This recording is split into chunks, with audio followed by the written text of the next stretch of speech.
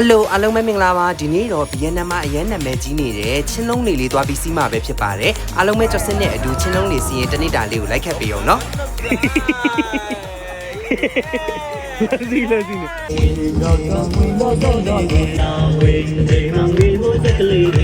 ဟုတ်ကြည့်လိုက်စားဟုတ်တယ်စားရမယ်အတင်းပိုးရောက်မှာအဲ့လိုမျိုးတွေ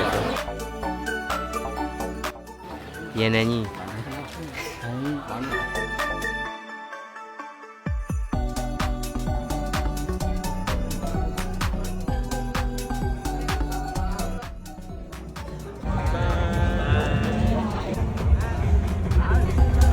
းဒီနေ့တော့ Vietnam ကမ်းခြေမျိုးလေးဖြစ်တဲ့ဒနန်းကိုရောက်ချင်းဟန်မားကတ်ကိုအရင်ဆုံးစပြီးပတ်ပါတယ်ဒီမှာတော့ကိုရီးယားတွေအများများတယ်ဈေးုံကြီးကတော့ကျော်စစ်တို့မြင်တဲ့အတိုင်းပဲအကြီးပဲပေါ့နော်ဒီမှာအသီးအနှံတွေကစပြီးတော့ကြတော့လက်ဆောင်ပေးဖို့ပစ္စည်းတွေပြီးရင်အစားအသောက်ပစ္စည်းတွေပြီးရင်လူသုံးဆောင်ပစ္စည်းတွေပေါ့နော်တော်တော်လေးစုံတယ်ပေါ့နော်ဖက်နက်တွေလည်းရတယ်ပြီးသွားလို့ရှိရင်အခုလိုမျိုးအိတ်တွေလည်းရတယ်ပေါ့နော်ဈေးုံကြီးကတော့အရင်ဈေးလည်းကြီးရလို့ပြောတယ်ပြီးသွားရင်နောက်တစ်ခုက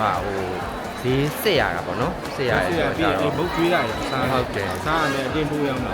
အဲ့လိုမျိုးတွေဆိုဝယ်တော့ဟုတ်တယ်မှာတော့နည်းနည်းကြောက်တာလားကြောက်တယ်ဒီမားကတ်မှာဝယ်မယ်ဆိုလို့ရှိရင်တော့ဈေးကိုတော်တော်လေးစစ်ပြီးမှဝယ်ပါလို့ပြောတယ်ပေါ့နော်ရန်နန်းကြီ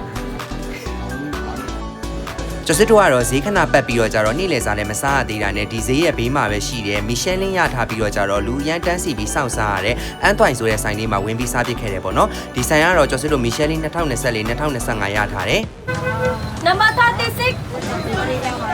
မြင်းတဲ့အတိုင်းပဲဒီမှာတော့ကျော်စစ်တို့ကျူဆောင်ပြီးတော့ကြတော့စားရတယ်ပေါ့နော်ဒီမှာကတော့ကျော်စစ်တို့နက်နက်သီးထမင်းကြော်အရန်နာမည်ကြီးတယ်စားပစ်လည်းတော်တော်ကောင်းတယ်ပစွန်ဆိုရင်လည်းအခုလိုမျိုးခွာပေးတယ်ပေါ့နော်ကျွန်တော်တို့စားခဲ့တဲ့မီနူးလေးတွေပါမစားမဖြစ်စားကြည့်သေးကြတော့ဒီနည်းနည်းသီးထမင်းကြော်လေးစားပြအောင်စားကြည့်ပါကျွန်တော်တို့ကတော့နေ့လယ်စာလည်းမစားရသေးတော့ကြတော့ဒီမှာမောမောနဲ့ပေါ့နော်မြန်မြန်လေးစားလိုက်တယ်စားလို့လည်းအရသာလေးတွေကောင်းတယ်ဈေးကတော့ဒီဆိုင်ကဈေးရန်တက်တာရဲ့ထဲမှာမပါဘူးပေါ့နော်ဒါပေမဲ့ဒနန်းကိုရောက်ဖြစ်လို့ကောင်းကောင်းလေးစားချင်တယ်ဆိုလို့ရှိရင်ဒီဆိုင်လေးကိုလည်းလက်မလွတ်သင့်ပါဘူး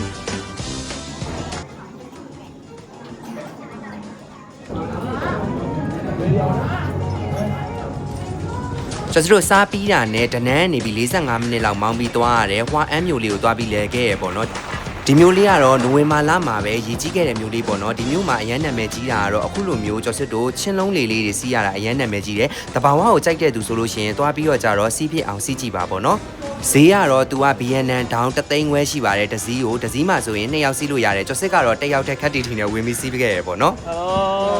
ကဲဒီမှာကတော့အရန်လဲပျော်ဖို့ကောင်းပါတယ်တဘာဝကိုလည်းအရန်ထိတွေ့ခွင့်ရတယ်ပေါ့နော်အဓိကဒီနေရာမှာလူကြိုက်များတာကတော့ကျော်စစ်တို့သူ့ရဲ့ဒီချင်းလုံးလေးလေးကိုအခုလိုမျိုးလေးလှိမ့်ပြီးတော့ကြတော့လှော်ပေးတာပေါ့နော်ဒါသူတို့ရဲ့ scale ပြတာပေါ့နော်ဒီမှာတော့တော်တော်များများတချို့လဲစီးကြတယ်မစီးရဲတဲ့သူတွေဆိုလဲစိတ်မပူပါနဲ့သူတို့ကပတ်စံပေးမှာပဲဒါမျိုးလေးကလှိမ့်ပေးတာပေါ့နော်ဒီတိုင်းဆိုလို့ရှိရင်တော့သူတို့ဒါမျိုးလှိမ့်မပေးပါဘူးကျော်စစ်ကတော့တိတ်ပြီးမစီးရဲတော့တိတ်မလှိမ့်ခဲ့ဘူးပေါ့နော်စီလေစီလေပြီးရင်နောက်တစ်ခုကတော့ဒီမှာဘောက်တင်တဲ့ကိုလေကိုနိုင်ငံရဲ့တချင်းကိုဖွင့်ပေးပြီးတော့ကြတော့လဲဆိုပြရဲပေါ့နော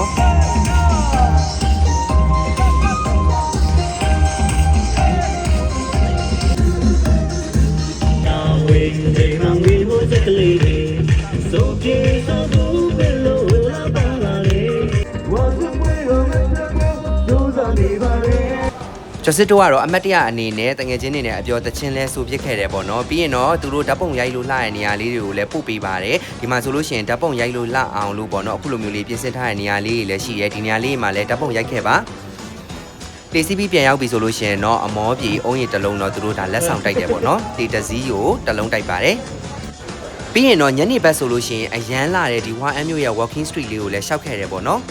ဒီဟာကတော့တနေ့လုံးဖွင့်တယ်လို့တော့ပြောတယ်ဒါပေမဲ့ညနေဘက်ဆိုလို့ရှိရင်မီးပုံးလေးနေဆိုတော့ကြတော့ပို့ပြီးလာတယ်ဒီမှာတော့လက်ဆောင်ပစ္စည်းတွေဝယ်ချင်တဲ့သူတွေအတွက်ဆိုလို့ရှိရင်အရန်အဆင်ပြေတယ်ဓာတ်ပုံရိုက်လို့လည်းလာတယ်ပေါ့နော်ဒီနေရာတွေကတော့ foreigner တွေအတွက်အဓိက target ထားပြီးလောက်ထားဖြစ်တဲ့အတွက်ကြောင့်မို့ဈေးကတော့ပုံမှန်နေရာတွေထက်ပိုပြီးတော့ကြတော့ဈေးကြီးပါတယ်ကျော်စစ်တို့ကတော့ရှောက်ပက်ကြီးနဲ့ဒီမှာဓာတ်ပုံလှလှလေးရိုက်ဖြစ်ခဲ့တယ်ပေါ့နော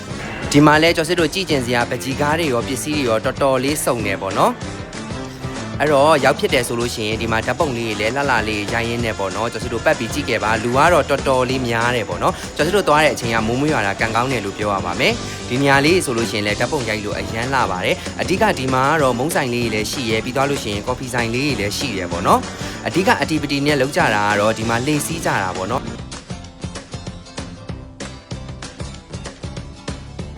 ကျော်တို့တငယ်ချင်းတွေလည်းရောက်တုံးဆိုတော့ဒီမှာလည်းလေထပ်ပြီးတော့ကြတော့စီးခဲ့တယ်ပေါ့နော်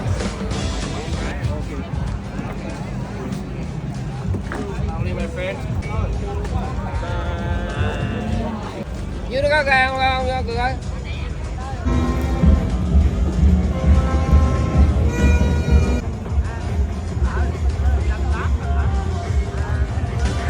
ပြီးရင်တော့အမောပြေဒီညောင်ရောက်လို့ရှိရင်မတောက်မဖြစ်တောက်ရမယ်ဆိုတော့ဒီ mob ဆိုတဲ့အေးဆိုင်လေးမှာလည်းဝင်ပြီးတောက်ဖြစ်ခဲ့ပါတယ်ဒီဆိုင်လေးကလည်းတော်တော်လေးနာမည်ကြီးတယ်ပေါ့နော်လက်မလဲအောင်ကိုရောင်းရပါတယ်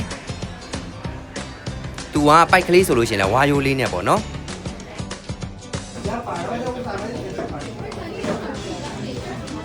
ရှင်မွေးလေးနော် Mua là rồi mua. Thì là sắp đi rồi. Ông thế nào? Ông thế nào? ပဲ့ရလည်းမောလာပြီဆိုတော့ကြတော့ဘိုက်ဆာဆာနဲ့ဝင်ပြီးစားပစ်ခဲ့တာတော့ BNN ကဗန်မီဆိုင်တွေထဲမှာအကောင်းဆုံးဆိုင်နှစ်ဆိုင်စင်းထဲမှာပါတယ်ဒီဆိုင်လေးမှာလည်းဝင်ပြီးစားပစ်ခဲ့ပါတယ်ဒီဆိုင်လေးကလည်းကျော်စစ်တို့ခုန walking market ကဘေးနားမှာပဲရှိတယ်ပေါ့နော်စားပြအောင်စားကြည့်ပါအဲ့တော့ဒီနေ့ vlog လေးကိုဒီမှာပဲရက်လိုက်တော့မယ်နောက် vlog မှာပြန်ပြီးတွေ့ဆုံကြပါမယ်ခင်ဗျအားလုံးပဲတက်တာပါ